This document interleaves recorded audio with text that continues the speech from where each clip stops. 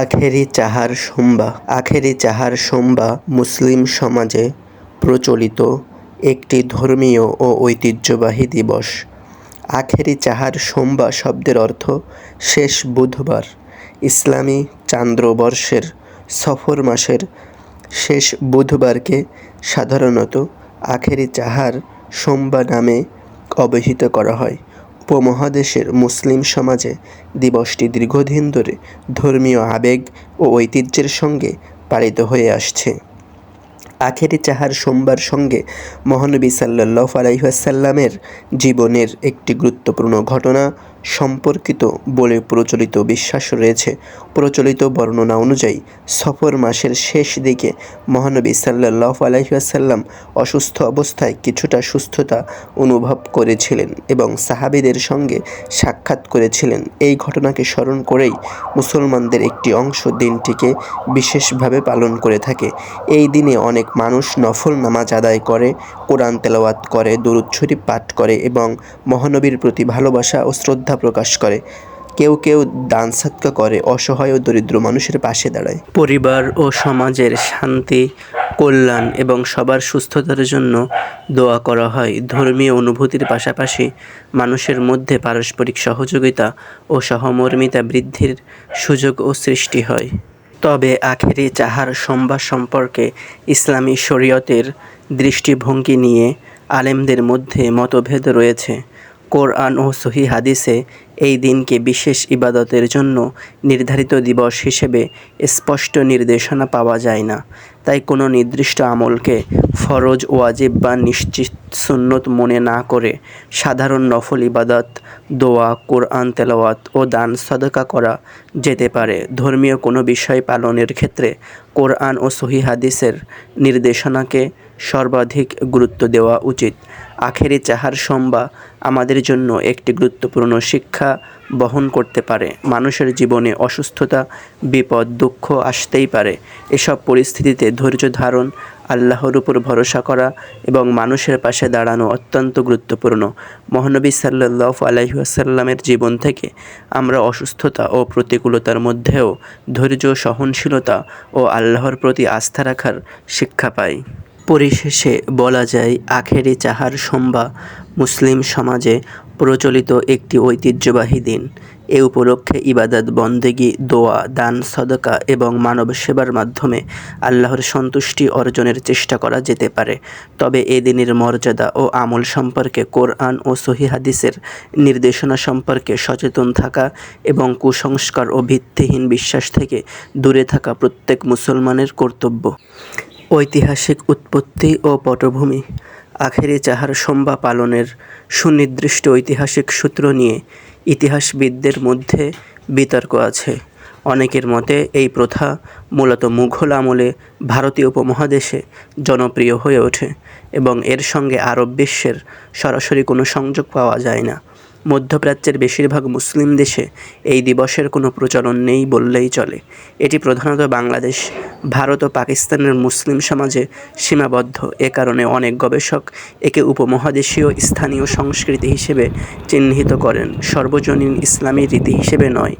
হাদিসের মান নিয়ে বিতর্ক। যে বর্ণনার ভিত্তিতে এই দিবস পালিত হয় যে মহানবী সাল্লাল্লাহু আলাইহি ওয়াসাল্লাম অসুস্থতা থেকে সাময়িক সুস্থতা লাভ করে গোসল করেছিলেন এবং সাহাবীদের কাছে গিয়েছিলেন, সেই বর্ণনাকে অনেক হাদিস বিশেষজ্ঞ দুর্বল, জয়ীফ বা ভিত্তিহীন বলে চিহ্নিত করেছেন।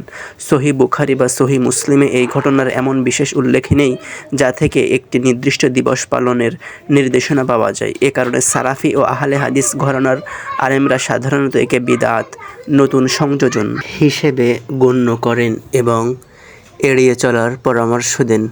বিভিন্ন মাযহাব ও ঘরানার অবস্থান। দেওবন্দি ঘরানার একাংশ দিনটিকে সতর্কতার সঙ্গে বাড়াবাড়ি ছাড়া নফল ইবাদতের সুযোগ হিসেবে দেখেন। বেরলভী আহলে সুন্নাত ঘরানার এটি তুলনামূলক বেশি উৎসাহের সঙ্গে পালিত হয়। বিশেষ মিলাদ মাহফিল ও দোয়ার আয়োজন করা হয়। আহলে হাদিস অর্থাৎ সালাফি ঘরানা একে সম্পূর্ণভাবে বর্জনীয় মনে করে, কারণ তাদের মতে নবীজি সাল্লাল্লাহু আলাইহি ওয়াসাল্লামের সময়ে বা সাহাবীদের যুগে এমন কোনো নির্দিষ্ট দিবস পালনের নজির নেই। সামাজিক প্রথা: বাংলাদেশ ও ভারতীয় উপমহাদেশের কিছু অঞ্চলে এই দিন বিশেষ খাবার তৈরি করে বিতরণের প্রথা দেখা যায়, যাকে অনেকে স্থানীয় সংস্কৃতির প্রভাব বলে মনে করেন। ধর্মীয় বিধান নয়, কিছু এলাকায় মাজার বা দরগাহে বিশেষ সমাবেশও অনুষ্ঠিত হয়, যা নিয়েও শরীয়তের দৃষ্টিতে ভিন্নমত রয়েছে। কবর অথবা মাজার কেন্দ্রিক অতিরিক্ত আচার অনুষ্ঠানকে অনেক আলেম শিরকের কাছাকাছি বলে সতর্ক করেন। আধুনিক আলেমদের পরামর্শ: সমসাময়িক অনেক আলেম পরামর্শ দেন যে এই দিনকে বিশেষ মনে না করে সাধারণভাবে যেকোনো দিনের মতোই নফল ইবাদত, দোয়া ও দান সাদাকা করা যেতে পারে, কিন্তু এটিকে ধর্মীয় বাধ্যবাধকতা বা নির্দিষ্ট সুন্নত মনে করা থেকে বিরত থাকতে হবে। মূল ঝুঁকি হলো কোনো অনির্দিষ্ট বা দুর্বল বর্ণনার ভিত্তিতে একটি রীতিকে ধীরে ধীরে ফরজ সদৃশ গুরুত্ব দেওয়া, যা মূল দিনের সরলতা নষ্ট করতে পারে। চাহার সোমবা শব্দটি ফার্সি ভাষা থেকে এসেছে। চাহার অর্থ চার এবং সোমবা শব্দটি সোমবেহ সানবেহ জাতীয় শব্দ থেকে এসেছে, যা মূলত সপ্তাহের দিন বোঝাতে ব্যবহৃত হয়। ফার্সি ও উর্দুভাষী অঞ্চলে সপ্তাহের দিনগুলোকে ধারাবাহিকভাবে সংখ্যা দিয়ে ডাকার রীতি আছে, যেখান থেকে চাহার সোমবা অর্থ দাঁড়ায় চতুর্থ দিন বা বুধবার। এই পরিভাষাটি মূলত ইরান, আফগানিস্তান হয়ে মুঘল শাসনামলে উপমহাদেশে প্রবেশ করে বলে ভাষাতাত্ত্বিকরা মনে করেন।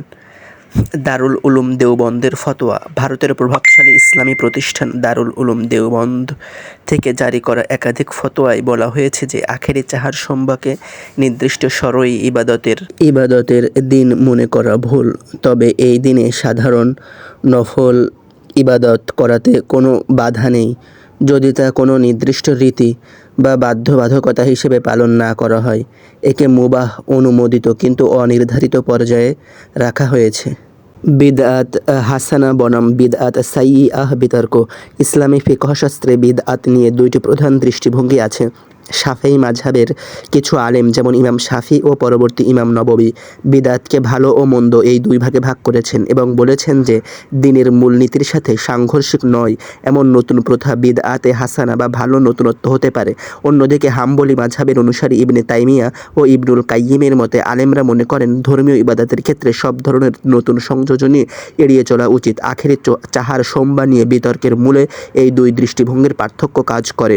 অসুস্থতা ও ধৈর্য সংক্রান্ত কুরআনিক শিক্ষা: রোগ, ব্যাধি ও বিপদের সময় ধৈর্যের গুরুত্ব নিয়ে কুরআনের সরাসরি একাধিক নির্দেশনা আছে, যেমন সূরা বাকারার 155 ও 157 নং আয়াতে ধৈর্যশীলদের সুসংবাদ দেওয়ার কথা বলা হয়েছে।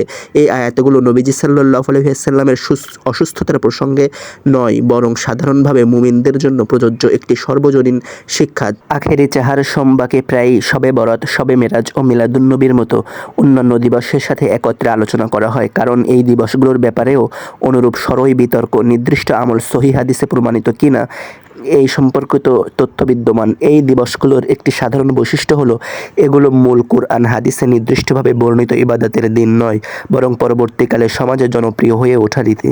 বর্তমানে বাংলাদেশে সরকারিভাবে এই দিনটিকে সাধারণ ছুটির দিন হিসেবে ঘোষণা করা হয় এবং এটি ব্যক্তিগত পারিবারিক পর্যায়ে পালিত হয়। মসজিদ ভিত্তিক বিশেষ কোনো সরকারি আয়োজনও সাধারণত দেখা যায়।